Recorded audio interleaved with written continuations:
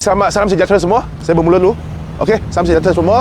Hari ini saya telah hadir ke IPD Petaling Jaya untuk membuat laporan polis terhadap Azam Baki berhubung salah lakunya penyalahguna kuasa dan pengubahan wang haram terhadap beliau lah. Jadi di sini saya ingin tanyalah, 17.7 juta saham di bawah sebuah syarikat namanya Velocity dimiliki oleh Azam Baki, namun dia menafikan. Kemarin saya telah beli SSM daripada sistem rasmi SSM. Saya beli 10 hari bulan 2 jam 11.22 malam. Saya beli. Ya. Nampak? Velocity Capital. Jelas Velocity Capital.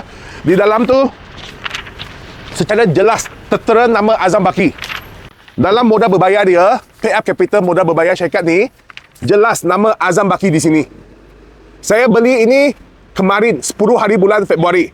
Kita nampak secara jelas nama Azam Baki dan dia pegang 17.7 juta saham yang bernilai 800,000 dalam syarikat ni. Namun dia menafikan. Ya, bermakna apa? Sistem SSM yang salah. Suruhanjaya Syarikat Malaysia yang salah. Dia tuduh SSM yang salah. Baik. Seterusnya, dia pegang lagi saham di sebuah syarikat bernama Awan Biru Teknologi. Sebanyak 4 juta lebih saham, nilainya lebih 1 juta. Campur lagi pada hujung tahun 2021, beliau pegang lebih kurang hampir 1 juta ringgit nilai saham. Semua campur 3 syarikat ini adalah berapa banyak? Lebih kurang dalam 3 juta ringgit. 3 juta ringgit. Di mana dia dapat wang sebesar itu untuk beli ini saham? Jadi bagaimana dia boleh membiayai saham ini semua? Ini tidak masuk akal. Tidak munasabah. Ya. Saya telah kira gaji dia. Gaji dia kita anggaplah gaji sebagai ketua Pesuruhjaya lah. Terus 2 lah. Termasuk allowance macam-macam semula dalam 25,000. 25,000. Bermakna dalam 10 tahun dia tidak makan. Dia tidak bayar kereta. Dia tidak bayar rumah. Dia tidak biaya anak sekolah. Dia tidak guna handphone bimbit. Baru dia mampu simpan 3 juta tau.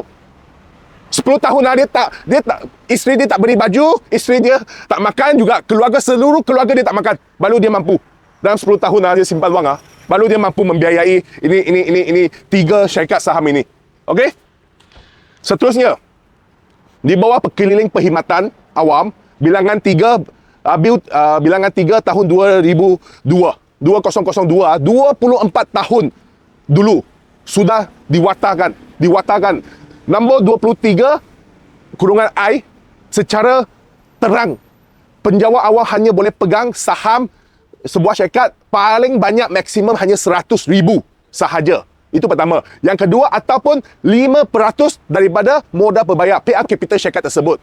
Jadi ini secara terang dia telah langgar. Dia telah langgar Pekeliling. Namun dia kata dia telah istihar kepada Jabatan Perkhidmatan Awam. Dia kata kononnya sudah istihar. Jadi saya ingin tanya di sini, siapa yang beri keluasan khas kepada dia? Siapa yang beri pengecualian kepada dia? 2 orang saja yang boleh beli pengecualian. Satu KSN, Ketua Setiausaha Negara, ataupun Anwar Ibrahim, Perdana Menteri. Jadi apa yang dikatakan dilaung-laungkan tata kelola integriti? Apa itu? Semua bohong. Hanya berwayang kepada masyarakat. 2 darjat. Kepada Ketua Pesuruhjaya SPM dia benarkan. Dia berikan pengecualian. Kepada rakyat jelata, kepada masyarakat umum, tidak benar. Kepada pegawai rendah tidak boleh. Jadi Ketua Pesuruhjaya menikmati layanan istimewa, diberikan pengecualian untuk memegang lebih banyak saham. Tidak masuk akal lah semua ni berlaku, kan? Okey. Di sini saya menuntut, jika dia diberikan pengecualian, siapa yang berikan? Siapa? Siapa pegawai tertinggi yang berikan? Polis harus siasat dia, SPM harus siasat orang itu. Dan apa justifikasi? Kenapa dia diberikan pengecualian ataupun kelulusan khas untuk memegang saham sebegitu besar? Ya, ini penting Menurut laporan daripada Bloomberg semalam, ada yang menyampaikan berhubung corporate mafia. Saya telah baca keseluruhan laporan daripada Bloomberg. Okey? Dalam tu disebut ada 20 orang mengetahui tentang ini kegiatan corporate mafia ni. Dan ada 7 saksi telah diinterview, telah ditemu juga oleh wartawan Bloomberg. Di dalam termasuk pegawai SPRM, termasuk pegawai penyiasat. Okey? Dalam kumpulan corporate mafia ini, ya, terdapat nama Chin, terdapat nama Lim. Okey, saya pun tak tahu ini orang siapalah. Chin dengan Lim. Di dalam tu saya nampak mereka bersasar target syarikat-syarikat public listed ini dan mereka mencari salah ini syarikat. Lepas tu mereka lapor kepada SPRM. SPRM Azam Baki akan bersekongkol dengan ini corporate mafia beberapa orang ini untuk merampas syarikat orang. Untuk ambil alih syarikat orang dengan cara paksa. Jika kamu tidak akuh, dia akan tangkap kamu, siasat kamu, sumbat kamu masuk lock up. Ini baju dia. Dia akan malukan kamu dengan ini baju. Lock up SPRM, dia akan hina kamu dengan baju ini. Lepas tu, dia akan cadangkan pertuduhan kepada pendakwa raya.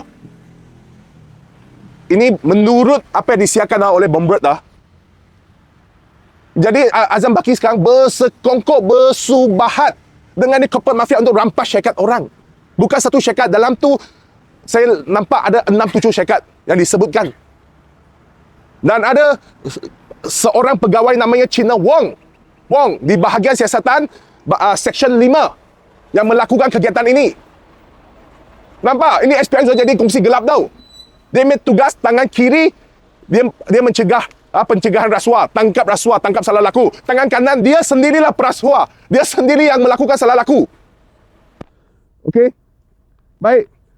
Dalam tu sebut tahu ada seorang namanya Lim. Apabila dia jumpa target dia, orang yang dia sasar tu, mangsa itu, dia tunjukkan pistol dia kepada orang tu. Dia bagi tahu sama orang tu, dia bergabung dengan SPRM. Dia boleh selesaikan isu semua dalam SPRM.